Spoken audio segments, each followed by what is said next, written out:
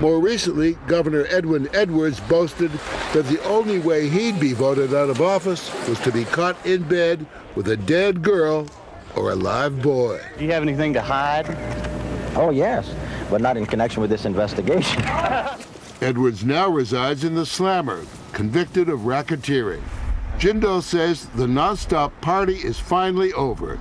Politics used to be fun here. I mean, caught with hookers, congressman with a freezer full of cash. Yeah. Is he just a little bit boring? One person's boring is another person's competent. And does he lack flamboyance? I mean, look what flamboyance got us. It's my hope to be the most boring, but hopefully one of the most effective governors in our state's history. Now, you're going to meet my wife. She says we got boring downright. Supriya Jindal rivals her husband in the brains department. She has an MBA and is one paper shy of a doctorate. But unlike her husband, she isn't so sure about that relentless political pursuit. I never imagined that we would be in a public life. You know, I always tease him, you know, did we talk about this running for governor thing prior to getting married? Because I don't recall it, you know. I was scared you'd say no. Despite her reluctance, they're quite the team in both matters political and familial.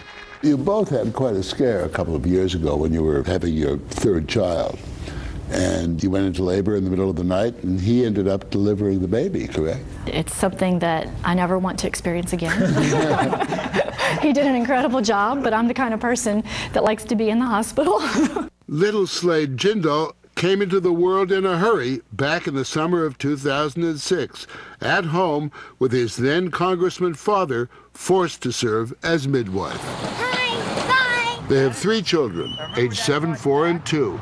Who've made the governor's mansion their own, a picture-perfect family life. Does your family maintain any of the Indian traditions? Not too many. I mean, they've been here for so many years. That we've sort of adapted, and we were raised as Americans. You know, we were raised as Louisianians, so that's how we live our lives. He's a classic product of the American melting pot. This oyster and crawfish-eating Louisianian tends to downplay his ethnic background.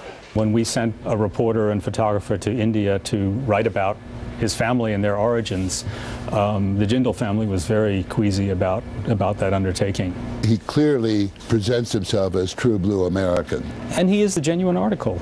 He's deeply, by nature, deeply conservative, deeply patriotic. And religious. And religious.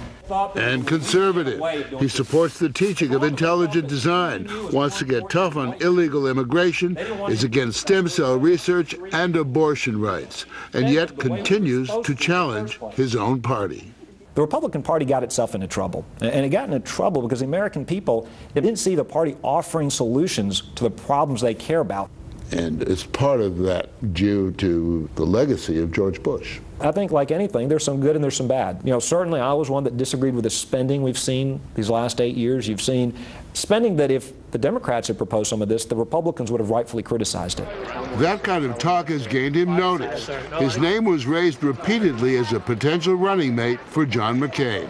When the campaign asked me to submit my information to be vetted, I declined politely. I said that I was honored that they would ask me, but I've got the job that I want. For the moment.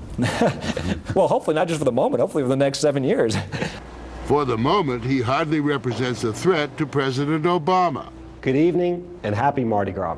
But in Tuesday's Republican response, he accused the Democrats of bloated, wasteful spending in the stimulus package. It's irresponsible, and it's no way to strengthen our economy. That speech aside, Rush Limbaugh still calls him the next Ronald Reagan. And party heavyweight Newt Gingrich says he's the most transformative young governor in the country.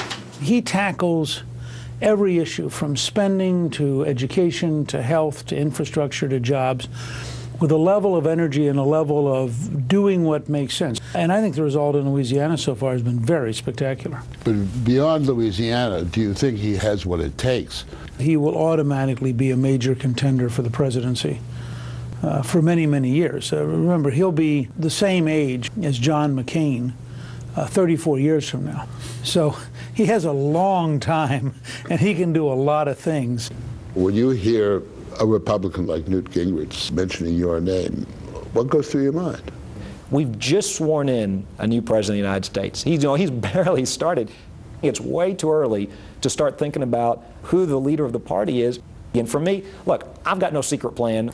But what were you doing in Iowa a couple of months ago? Got a great invitation to come and speak to a wonderful group. His visit this fall to Iowa led some to speculate that he was trying to broaden his national profile. But his speech last Tuesday may have put great expectations on hold, which may please his wife.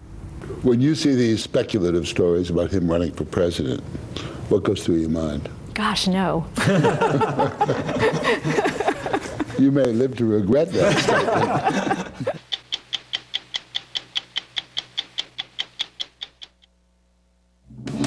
Hello, everyone, and welcome to the CBS.